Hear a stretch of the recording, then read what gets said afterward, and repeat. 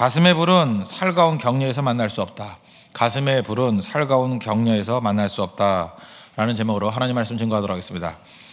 누구나 다 잘 살기를 원합니다. 근데 실제로 잘 사는 거 쉬운 일이 아니라는 것입니다. 왜 그렇습니까? 인생 가운데 욕심이 개입하기 때문에 그렇습니다. 또 하나는 두려움이 개입하기 때문에 그렇습니다. 잘 살아야 됩니다. 잘 산다, 이거 여러 가지로 표현할 수 있는데, 사명의 길을 걷는다, 또는 의미 있는 삶을 산다, 불꽃 같은 삶을 산다, 또는 생명의 길을 산다, 여러 가지 표현할 수 있습니다. 하여튼 잘 산다는 게 뭔지 아시겠죠? 두 가지가 있어야 된다고 생각하는데, 첫째는 불이 있는 일을 하는 것입니다. 불이 있는 일. 두 번째는 상처받는 것을 두려워하지 않는 것. 그럼 잘 살게 돼 있습니다. 예레미야가 바로 그런 인생이었습니다. 첫 번째는 불이 있는 일을 하라는 것인데, 텔레비전 인터뷰 프로그램에서 소설가, 여러분 아는지 모르겠지만 김영하 씨라고 있습니다. 김영하 씨하고 이렇게 시청자하고 질문 대답하는 그런 프로그램이 있었습니다. 시청자가 이제 소설가니까 이런 질문을 합니다. 어떻게 하면 소설가가 될 수 있습니까? 우리 예상된 질문이 뭐죠? 이렇게 하라 저렇게 하라 대답할 것 같은데, 대뜸 하지 마세요 그러더라고요. 그때 제가 되게 통쾌했어요. 시원하더라고요. 저는 이 대답이 당신은 할 수 있습니다, 당신 훌륭한 소설가가 될 수 있습니다 라고 하는 격려보다 훨씬 더 그 상대를 배려하는 대답이라고 생각을 합니다. 진짜 하려고 하는 사람은요, 안전한가 안전하지 않은가 여부에 관계없이 합니다. 진짜 하려는 사람은요, 이런 질문 안 해요. 이런 질문하는 사람은 소설가 될 사람이 아니에요.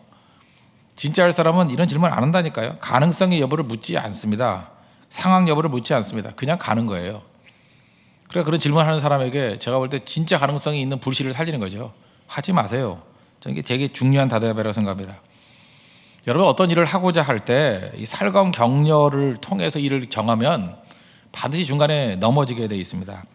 오히려 우리가 미래 일들을 진짜 하려고 그러면 이런 격려가 아니라 내가 나를 채찍질해서 단단한 자아, 하나님 앞에 서 있는 단단한 자아를 가지고 결정을 내렸을 때 하는 것입니다. 내 것인지를 확인하는 길이 뭔지 아십니까? 이런 핍박과 환란이 있어야 돼요.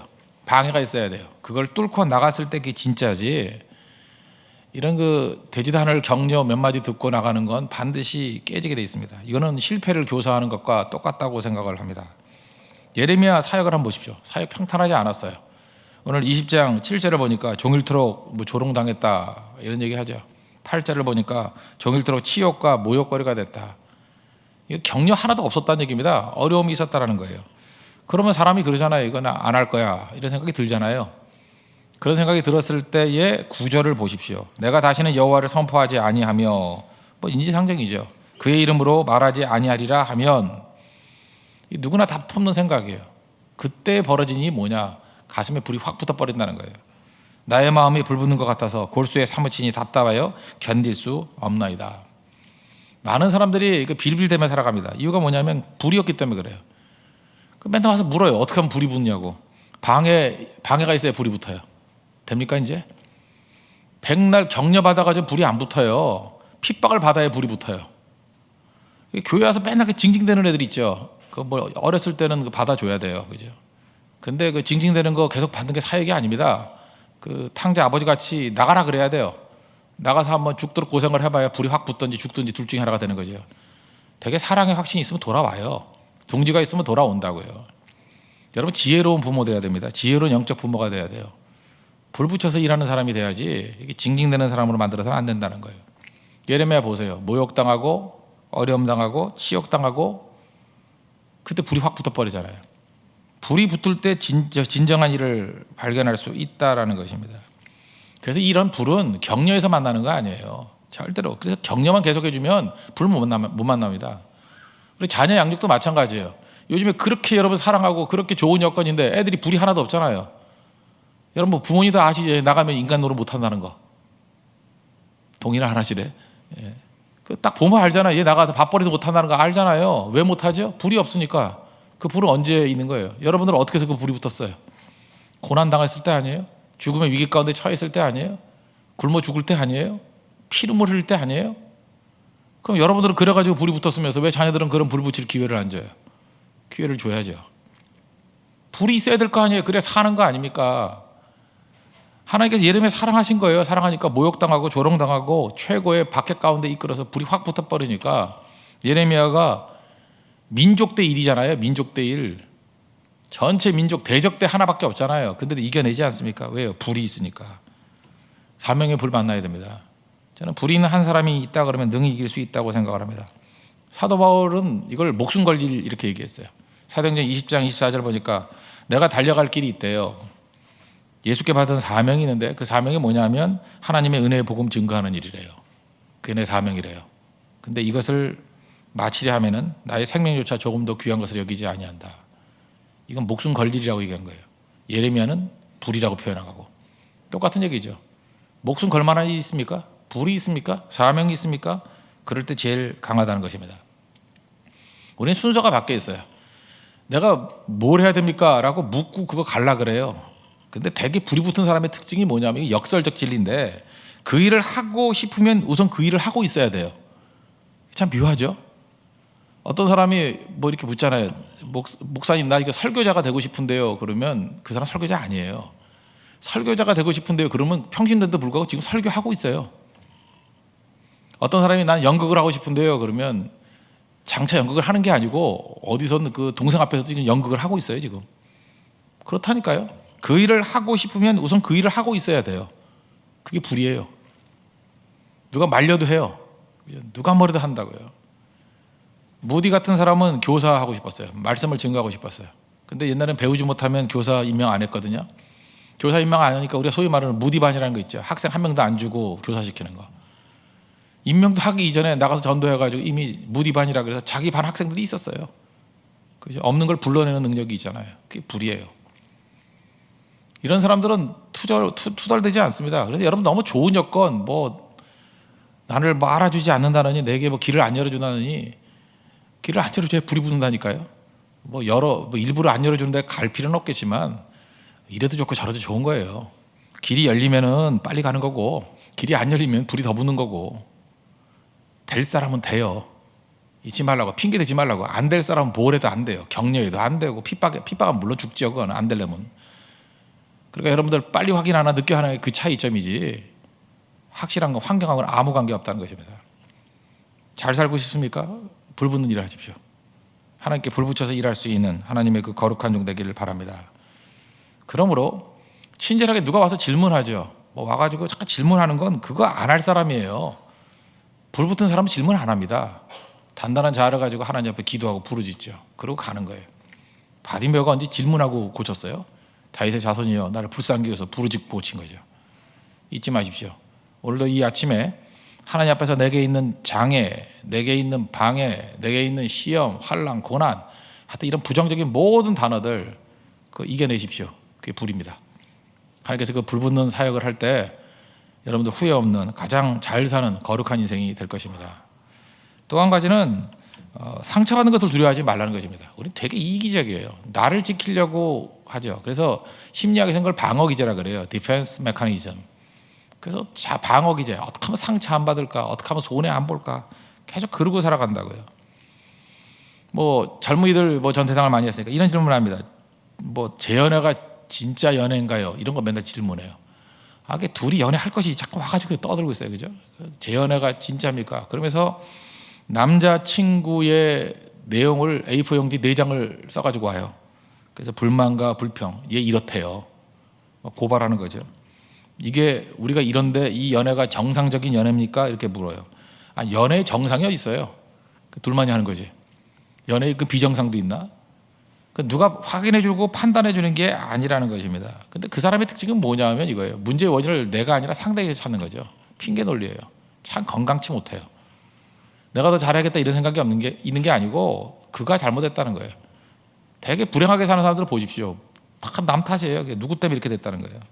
그리고 어떤 사람은 뭐 연애 비법을 알려달라. 비법이 어디 있습니까? 비법 굳이 말한다 그러면요. 진실하면 돼요. 진실하면.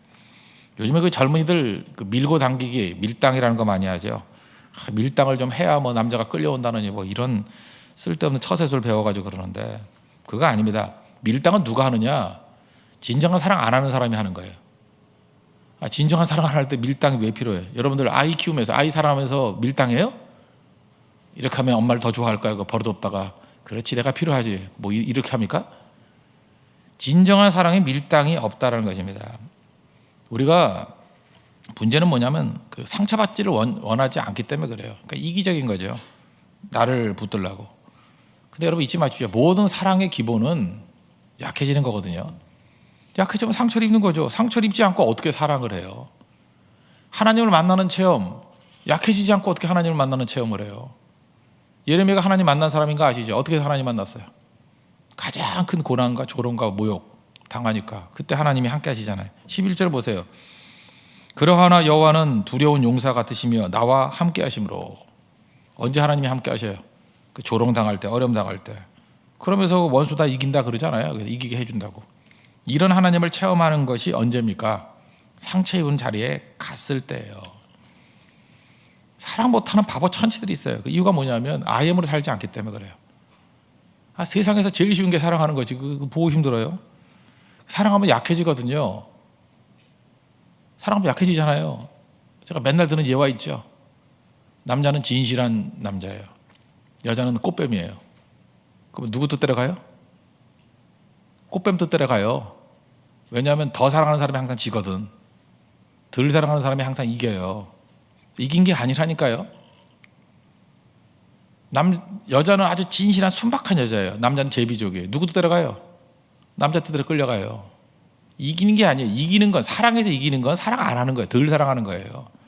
항상 더 사랑하는 게 지는 거예요. 그래서 부모와 자식이 싸우면 누가 이겨요? 자식이 이겨요. 자식이 이기는 부모가 없어요. 부모가 더 사랑하니까. 그래서 교회에서 뭐 내가 이겼다 그런 얘기는 난 사랑 없다라는 얘기가 똑같은 거예요. 나는 고린도 13장 아니다 그 얘기가 똑같은 거지. 사랑은 누가 하느냐 하면요, 약해지는 사람이 하는 거예요. 약해질 용의가 있는 사람. 지극히 약해지고 지극히 상처 많이 받으려고 그러고. 상처 받는 게 뭐 힘들어요? 상처 받아야 사랑을 하는 거지. 그렇지 않아요? 언제든지 버림받을 수 있는 가능성이 있어야 그게 사랑이지. 그거 안전장치 다 해놓고 그게 사랑이에요? 그게 거래지?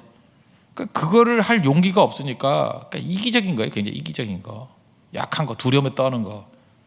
그러니까 진짜를 못하니까 맨날 쇼하고 있는 거죠. 예레미야가 진짜 인생을 살았던 이유가 뭐냐면 그는 기꺼이 상처받을 용의가 있었어요. 조롱받을 용의가 있었어요. 고난받는 자리에 나아가잖아요. 그러니까 지극히 약해지잖아요. 눈물의 선지자 아니에요. 그러니까 누구보다도 더 하나님의 큰 위로를 받았습니다. 11절, 12절, 13절 뭐 읽어보세요. 그 내용이 하나님이 함께 하신다, 하나님이 승리 주신다, 하나님이 보복해 주신다, 하나님이 평강 주신다, 하나님이 행악자에서 구원해 주신다. 다 그 얘기 아니에요? 이런 경험만 원하죠. 약해질 때 이런 경험을 하는 거예요.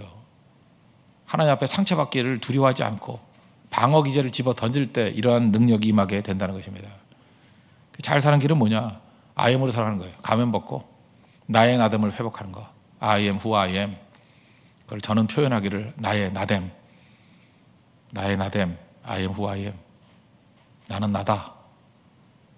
그러면 세상에서 제일 쉽다는 것입니다.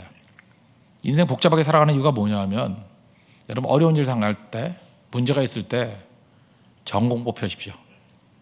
뭐 복잡하잖아요. 그러면 전공법이 답이에요. 전공법이 뭔지 아십니까? 진실해지는 거예요. 진짜를 표하는 거예요. 막 복잡해지면 내 진짜가 뭔가, 그리고 그거를 표명하세요. 그럼 풀려요. 근데 이렇게 말하면 상대가 어떻게 나올까, 환경이 어떻게 될까, 상황을 파악하고 분석해 보면 반드시 꼬이게 돼 있습니다. 문제가 되게 돼 있다는 거예요. 그럼 잘 못 사는 인생입니다.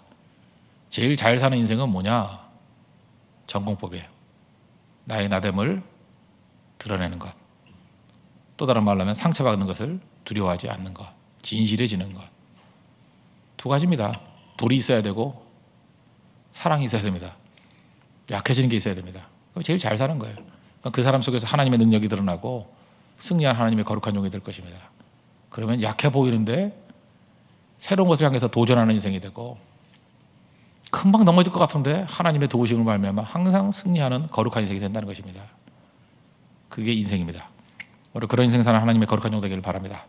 모두 자리에 일어나겠습니다. 공동체 기도 드리고 주품에 품으소서 찬양하겠습니다. 다 같이 기도하겠습니다. 욕심과 두려움을 버리고 잘 살게 하옵소서. 가슴에 불이 있는 일을 하게 하소서. 어떤 반대, 어떤 핍박이 있더라도 꺼지지 않는 것이 불이 있는 일입니다. 박해와 방해를 나의 불을 확인하는 기회로 삼게 하소서.